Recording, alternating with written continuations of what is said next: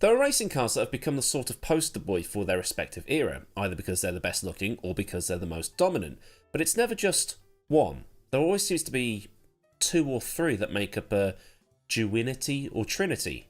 Is duinity even a word? But you know what I mean, it's always two or three. I'll do my best to put this theory into practice. From Group C, it's the Mazda 787B, the Porsche 962 and the Jag XJR12, at least for me. Then in Super Touring, you've got the Renault Laguna, the Nissan Primera and the Volvo 850 Estate. In the late 90s Rally, it was Team Red or Team Blue with the Impreza and the Evo. 1960s Formula 1, the Eagle and the Lotus 49.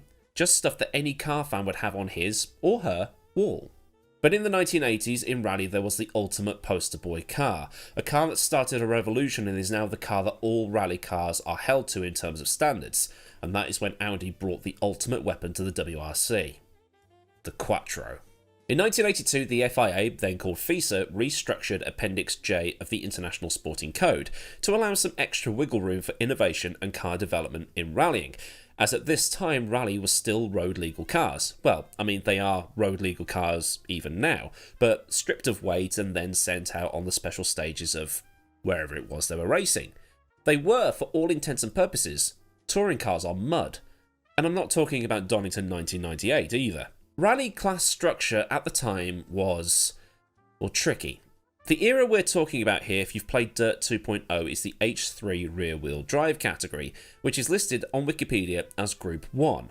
Group 1 was then restructured into Group N in 1982, which is when Group B came into existence. There was also more restructuring done to create Group A, with Group N being unmodified production cars and Group A being modified production cars. Essentially, the difference between a traditional touring car, run what you brought, and what was being run in the early 1990s. Super touring, really. In a basic sense, the rules meant that the cars were attainable by the normal person, and were also the kind of car that your mum or your dad would pick you up from school in. Renault 5s, Opel Ascondas, the list goes on. So naturally, these cars had minimum build requirements. You had to build X amount of these cars in a certain time frame to be eligible, which did lead to some creative ways of getting around things. The Stratos springs to mind. Lancia's big brain moment of, why don't we just build a rally car for the road and then enter it? Whereas all the other manufacturers were building cars for the roads that were then entered into rallying. So in effect, the car that looks like if Grand Theft Auto did the Lamborghini Miura became the first ever homologation special. And I say that with an asterisk next to it because, as some are going to be quick to point out, Ford and Holden had been doing homologation specials at Bathurst for a few years by this point. Basically, what I'm saying is the Ford and Holden Bathurst specials were sort of hypercharged versions of an existing car. What Lancia had done was do it all from scratch, if that makes any sense. Lancia dominated so hard between 1974 and 1976, FISA needed to change things up to even the playing field. But the thing was, the Lancia was so popular, FISA needed to take that into account as well. Renault, meanwhile, had taken a Renault 5 Turbo and done their own homologation special to make it rear-wheel drive and mid-engine for better performance. In a, if Lancia can do that, we'll do this. That's basically how Group B came to be. I'm also aware that it's actually Lancia, but Jeremy Clarkson says Lancia, so I'm sticking with it. So what happened with the Group B rules, with Group A and N functioning as traditional rally cars, was that manufacturers were encouraged to compete with promises of fewer restrictions and the ability to build basically what they wanted, so long as they met the they are there as a formality minimum build requirements.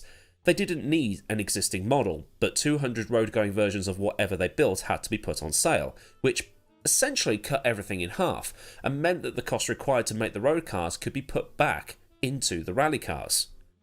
But initially, Group B was not approved, as many of the countries that hosted WRC events didn't want purpose-built racing cars on their public roads driving in between the stages.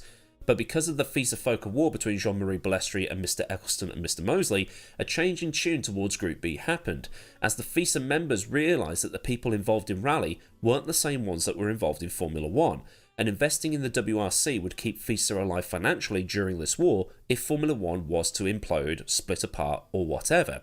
So without the war, Group B might never have happened. So for 1982, which was coincidentally towards the end of the FISA-FOCA war, Group B came into effect, with a pretty simple rule set.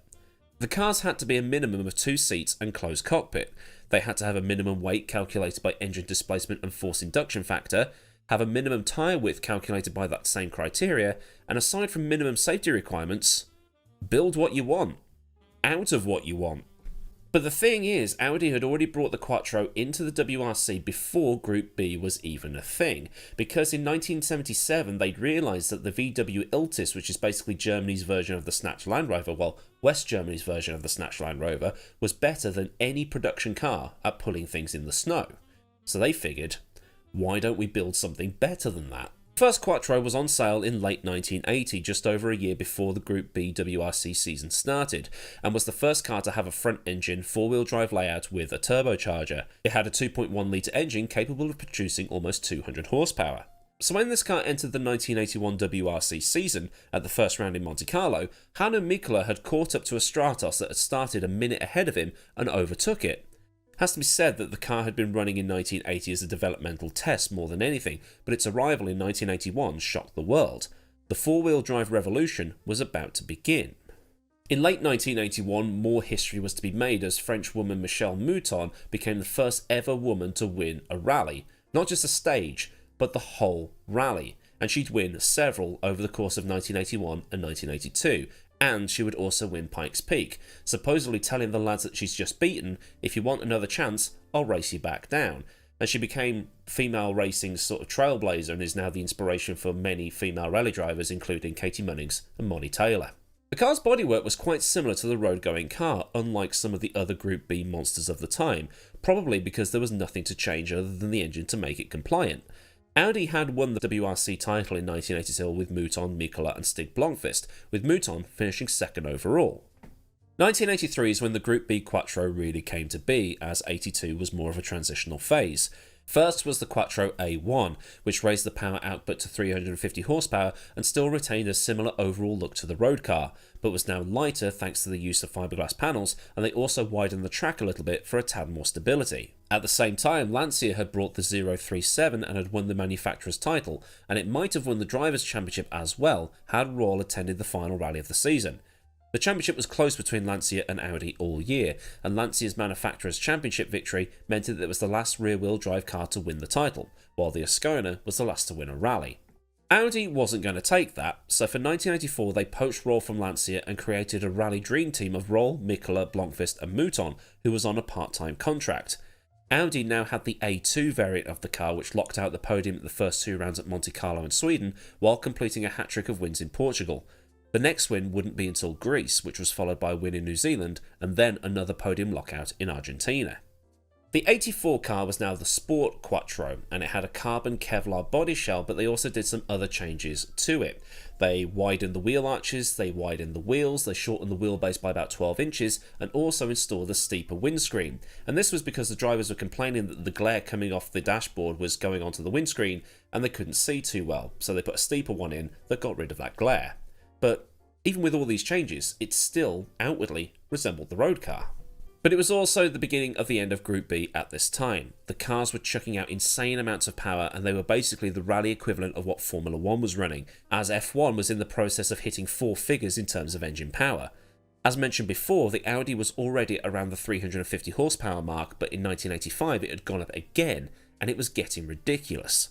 At the end of the 1984 World Rally Championship, Blomqvist had won by 20 points over Mikkola, and Mouton was able to grab a podium at some point during the season, which is pretty cool. Needless to say, Blomqvist and Mikkola dominated the season with the A2, with the 037 only able to win one solitary rally. This is also because the other manufacturers had started to cotton on to the whole four-wheel drive thing, and Peugeot, under the watchful eye of Jean Todt, had brought the 205 T16 in the latter part of the season. An absolute weapon of a car that, if you want to buy one, will only cost you about 100 grand. Renault also had the Renault 5 Turbo that was of a similar construction to the 205, but lacked four-wheel drive, as far as I'm aware. The road-going version of the Quattro A2 generated approximately 300 horsepower at 6,700 RPM, and produced around 260 pound-foot of torque at 3,700 RPM, this being from the 2.1 litre 5-cylinder inline engine. In the rally version of that car, the horsepower number was borderline 450, and this is with the car running a smaller engine so it would qualify for the 3 litre class, once the FIA had applied the turbo tax to it. Basically, they had to shrink the engine size slightly so the FIA would then multiply that by 1.4 and do some other bits and pieces. rally classes weren't very streamlined back then. Peugeot started to get the upper hand as the WRC entered the 1985 season. Ari Vatanen had won 3 of the last 4 rallies with it, and in the first rally of the 85 season at Monte Carlo, he did what Audi did to Lancia a few years before. He caught up to Rolls Quattro in the ice and snow and overtook it, and this being after he'd incurred an 8-minute penalty for an error his co-driver made. What that was, I can't find out. I'm sure someone will know. Then at the Tour de Corse, a fatality when Attila Beteja crashed his 037 and was killed. Then Vatanen crashed in Argentina and was hospitalised. This then began the questioning from the boardroom as to whether Audi needed to be in this any longer than necessary. Peugeot were legitimate challengers to their spot at the top of the rally pecking order, and with the whole "this is getting ridiculous" thing with the highly publicised safety aspects of this particular category, they started to make it clear that things needed to change. And this is on top of the fact that they were getting spanked. They'd win 1 rally all season, and then Lancia brought the Delta S4 in the latter part of the season, which was an instant hit, winning the RAC Rally. MG also brought the Metro 6R4, and it looked like the future of rally was small hatchbacks. Thankfully, Audi had realised this, and in the final parts of the 1985 season they brought an updated version of the Quattro, the Sport Quattro S1E2, that had officially 475 horsepower. The actual figure, it was closer to 500. To combat this, Audi had to basically turn the car into a prototype. They had to put an aero kit on to make sure the car stayed on the road, and it was now much, much shorter than before, and lighter, with a forerunner to the DSG gearbox also fitted. Audi also took steps to decrease the turbo lag, which involved having a recirculating air system that always kept the turbo spinning. When the driver put his foot back down, the power was there immediately, as opposed to nothing, nothing, nothing, bloody hell! Oh no, I'm in a tree. This variation made its debut at the 1985 Rally Argentina. At San Remo, it would take the final win for a Quattro, because Timo Salonen won the 1985 season by a considerable margin. The challenges proposed for 1986 were going to be, well, very hard to overcome. The S1E2 entered the 1986 season, but its appearance would be brief. At Portugal, Joaquim Santos lost control of his Ford RS2000 and killed 3 spectators, while injuring 30, after which all the factory teams withdrew. Then, at the Tour de Corsa, the crash that is often regarded as the one that killed off Group B. Henri Toivonen went off the road, down a ravine, and the car burst into flames after the fuel tank ruptured. The 2 occupants were either killed in the impact or were burned alive in their seats. After the accident, FISA President Jean-Marie Balestri froze the development of Group B cars and banned them for 1987, which, ironically, was supposed to be a year where the development was due to open up again after the initial rules were frozen until 1987 to allow teams to get in and settled. Audi and Ford withdrew after Portugal and never came back, but it wasn't going to be the end for the Quattro because it would still have 2 last hurrahs, one in a sporting sense and one in a cultural sense. In 1996, Audi arrived in the British Touring Car Championship running an Audi A4 that had a highly controversial 4-wheel drive system, and it would gain a lot of notoriety as a result, and not just in Britain. Frank Bieler and John Bincliffe were the 2 drivers given the cars, and the 4-wheel drive system worked wonders in a series that was then an all front-wheel drive category. In the wet, it dominated, and the system was far too good for the authorities to not notice. It was swiftly banned after the 1996 season, but even though the 4-wheel drive Audis were too successful for their own good, in the words of Autosport, it did improve Audi's image.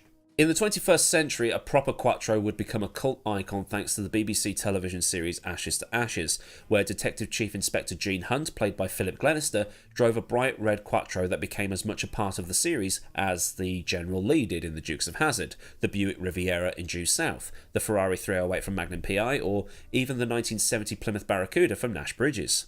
Such was the cult status of Ashes to Ashes and Gene Hunt's Quattro, both the Labour and Conservative parties used the car as marketing during the 2010 election campaign.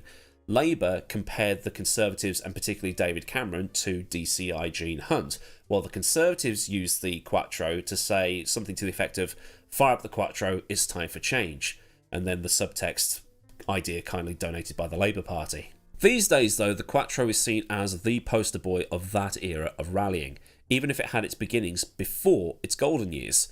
It's a car I wouldn't mind having a go in just to feel the power that it had, or even how difficult it must have been to lob that around the hairpins of Monte Carlo, given that it had no power steering. When you talk about iconic cars that also change the way those same cars are built, it's got to be in the top 10. along with the likes of the Lotus 49 and cars like that, but that's a discussion that you can have in the comments. So then, a look at the game-changing Audi Quattro. If this has taught you something new, then do like the video so I know a good job was done. And for more like this, get subscribed with the bell on so you never miss out on a future video. Massive thanks as ever to the kind folk at Patreon, and if you want to help support me at a more personal level, there is a link to Patreon in the description with memberships and super thanks available too. Also in the description is a link to Discord and my socials if you want to connect at that level, as well as a link to the F1 store where if you buy stuff I get a kickback. So until next time, I've been Millward, have a great day wherever you are, and goodbye.